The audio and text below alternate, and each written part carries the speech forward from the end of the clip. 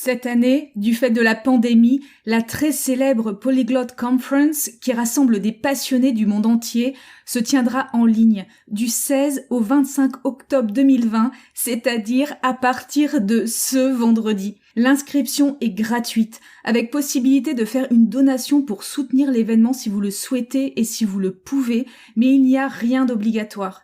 Je vous mets le lien vers le site de l'événement dans la description de ce podcast. Au programme, 10 jours de conférences données par certains des plus grands experts et polyglottes au monde, l'opportunité de découvrir de nouvelles stratégies, de nouvelles méthodes et de nouveaux outils d'apprentissage des langues, mais aussi d'échanger avec des natifs du monde entier. Du fait des circonstances exceptionnelles auxquelles nous faisons face aujourd'hui, l'ensemble des conférences ont été préenregistrées et seront rendues disponibles dès ce vendredi dans leur intégralité et pendant toute la durée du sommet. Cela signifie que vous pourrez vous connecter quand vous le souhaitez, comme sur Netflix, sans avoir besoin de vous astreindre à une heure fixe, comme c'est souvent le cas dans ce genre d'événements en ligne. Vous pourrez visionner les interventions qui vous intéressent le plus à votre rythme.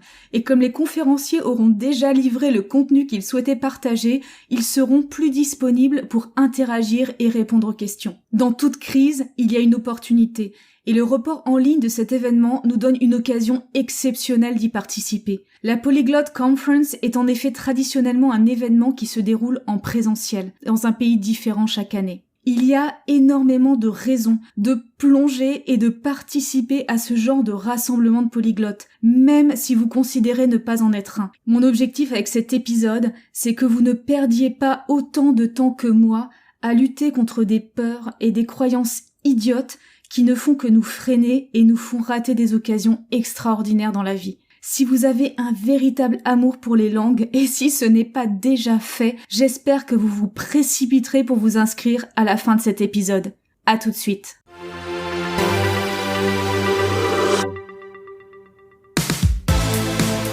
Bienvenue dans le podcast Language Booster, l'émission qui combine les techniques des plus grands polyglottes, la psychologie de la performance, les dernières découvertes des neurosciences et les outils numériques, tout cela dans un but unique, vous permettre de passer au niveau supérieur dans votre maîtrise des langues.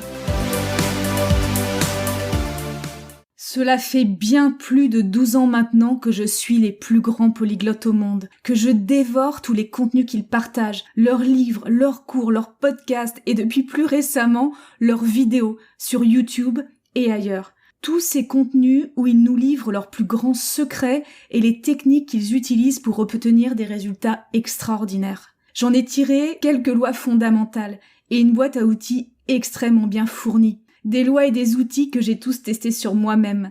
Des lois et des outils qui m'ont permis à mon tour d'obtenir des résultats extraordinaires. Des lois et des outils qui me permettent aujourd'hui d'aider d'autres personnes à trouver leur propre chemin vers la maîtrise d'une ou de plusieurs langues. À la date de diffusion de ce podcast, je peux échanger dans pas moins de 6 langues, à des degrés divers. Pourtant, jusque très récemment, je ne me serais jamais imaginé participer à des événements comme Langfest, The Polyglot Gathering ou encore la très célèbre Polyglot Conference. Il y avait souvent l'impossibilité pratique de m'y rendre, bien sûr, ces événements ayant lieu dans des destinations magiques et lointaines comme Fukuoka, New York ou Budapest. Mais pas que. Dans mon esprit, ces événements étaient destinés aux plus grands polyglottes et experts du monde entier. Steve Kaufman, Richard Simcott, Gabriel Weiner, Stephen Krashen et tant d'autres. Et une partie de moi-même me disait que je n'y avais pas ma place. Derrière cette croyance, il y avait une bonne part de mythologie. Je m'étais formé une image absolue, extrême et intimidante de ce que devait être un vrai polyglotte. À ce mythe que j'avais construit s'ajoutait une bonne dose de peur et de syndrome de l'imposteur. La peur de ne pas être à la hauteur. La peur de me trouver ridicule avec mon tout petit portefeuille de langue face à des gens qui en maîtrisent bien plus que moi. La peur de me retrouver rejetée par cette grande famille de polyglottes à laquelle je rêve d'appartenir et qui me fascine. Pour la première fois de son histoire, The Polyglot Gathering s'est tenu en ligne cette année, sur 3 jours, du 29 au 31 mai 2020, au lieu des 5 jours habituels en présentiel. De toute ma carrière, jamais au grand jamais, je n'aurais eu le temps de dégager autant de temps pour assister à un tel événement. Un événement où, en plus, je n'étais pas sûre d'avoir ma place. Mais j'ai plongé. Et j'ai extrêmement bien fait. L'expérience a été passionnante et j'enregistre ce podcast pour que vous ne perdiez pas autant de temps que moi à lutter contre des croyances limitantes idiotes qui nous freinent et nous font rater des occasions extraordinaires. C'est parti pour les 6 raisons de participer à un événement de polyglotte, même si vous considérez ne pas en être un ou une. La première raison, c'est que les événements de polyglotte sont ouverts à tous, quelles que soient vos capacités linguistiques. Ils sont ouverts en fait à tous ceux qui aiment les langues. J'ai adoré à ce titre la page de présentation du Polyglot Gathering. Il suffit de savoir parler sa langue maternelle et d'avoir un véritable amour pour les langues, quel que soit son niveau. Même état d'esprit d'ouverture à la Polyglot Conference. Petit extrait de la page de présentation. How many languages do I have to be able to speak to participate in a polyglot conference? There is no minimum requirement and certainly no entrance test. The Polyglot Conference is not about numbers, but about passion. It is open to everyone who loves language. Vous noterez qu'ils n'ont même pas mis « It is open to everyone who loves languages » au pluriel, mais just language. The idea behind the conference was to create a space to come together and share in that. Every year, we welcome hobbyists, professionals, academics, entrepreneurs, publishers, everybody and anybody to the conference. Il s'agit donc avant tout d'avoir un véritable intérêt et un véritable amour pour les langues. Absolument pas d'être un expert et encore moins un polyglotte qui parle une dizaine de langues. Alors on s'entend, on parle bien d'assister à ces événements bien sûr, et pas d'être un speaker. Si vous souhaitez intervenir en tant que conférencier dans ces événements, il faudra bien sûr arriver avec un peu plus de matière que votre simple amour pour les langues afin de pouvoir proposer un speech qui apporte de la valeur à la communauté. Mais vous avez déjà tout ce qu'il vous faut aujourd'hui pour participer. La deuxième raison, c'est qu'il n'y a de toute façon pas de nombre de langues officielles à partir duquel on est considéré comme un polyglotte. La réalité de ce qu'est vraiment un polyglotte est complètement floue, et c'est pour ça qu'on s'en fait souvent tout un mythe. Dans mon esprit à moi, dans le mythe que je m'en suis construit, le polyglotte est une personne qui maîtrise parfaitement 5 ou 6 langues et en parle une multitude d'autres à des degrés variés et toujours avec une virtuosité impeccable. Mais la personne que je viens de décrire dépasse en fait largement le minimum requis pour être qualifié de polyglotte. À ce niveau-là, on parle en fait d'hyper-polyglottes. Et des hyper-polyglottes au monde, il y en a très peu. Être un polyglotte, c'est en fait beaucoup plus simple que ça. Le Larousse définit le polyglotte comme une personne qui parle plusieurs langues.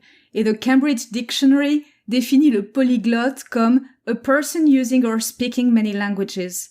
Pour se décomplexer, il suffit alors de se rappeler que plusieurs langues, ça commence à 2, et qu'il n'y a aucune mention faite du niveau de maîtrise atteint dans ces 2 définitions. Steve Kaufman, un des plus grands polyglottes existants à ce jour, aime d'ailleurs à répéter à quel point il n'aime pas le terme polyglotte, qui n'est pas un mot anglais, mais un terme importé du français. Le mot le plus approprié en anglais est linguist. Le Cambridge Dictionary définit le linguist comme a person who studies languages and or is good at languages. C'est une définition très large, très cool et très sympathique, beaucoup plus décomplexante que notre très exigeant linguiste français tel que défini par le Larousse, linguiste égale spécialiste de linguistique. C'est tout de suite beaucoup plus intimidant comme définition et beaucoup moins fun. Quand je regarde ces définitions, j'ai tout de suite beaucoup moins de mal à m'identifier à une polyglotte,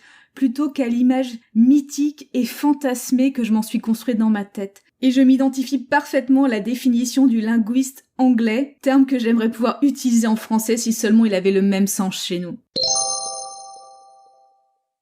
La troisième raison de participer à un événement de polyglotte, c'est que c'est une excellente occasion de progresser, à minima en anglais. Lors de ces événements, la majorité des conférences se tiennent en anglais, langue internationale par excellence. Mais il y a également des conférences tenues dans d'autres langues. Cette année, par exemple, au Polyglot Gathering, il était possible d'assister à des conférences en allemand, en espagnol, en polonais ou en portugais. C'est un superbe entraînement. La 4e raison de participer à un événement de polyglotte, c'est que vous allez apprendre à apprendre. Apprendre à apprendre. C'est un sujet extrêmement important et si vous me suivez depuis quelque temps maintenant, vous savez que c'est mon grand credo et mon cheval de bataille. Dans un monde qui évolue aujourd'hui toujours plus vite, avoir appris à optimiser son apprentissage et acquérir des nouvelles compétences plus rapidement est un véritable facteur compétitif différenciant. Or, ce genre d'événement est une succession de conférences fascinantes sur l'apprentissage des langues. Les personnes qui y interviennent y partagent les astuces, les stratégies et les méthodes qu'ils ont personnellement utilisées pour accélérer leur apprentissage et qui ont donné des résultats exceptionnels. Des entreprises y présentent également de tout nouveaux outils que vous ne connaissez peut-être pas. Participer à ce genre d'événement permet en outre d'en apprendre davantage sur la technologie et les recherches qui vont alimenter l'apprentissage du futur. C'est littéralement passionnant.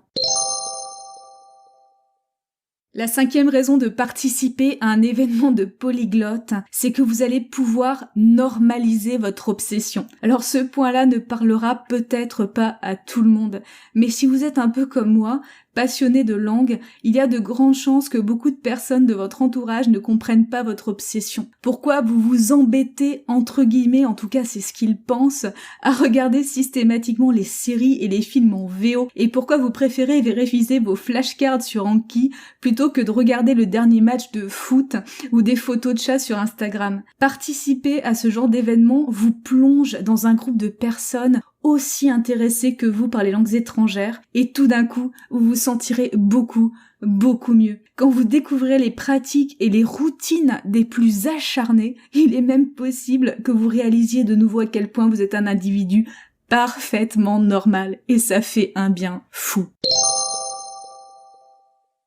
La 6e et dernière raison de participer à un événement de polyglotte, c'est que vous allez trouver des partenaires de langue et pourquoi pas vous faire de nouveaux amis.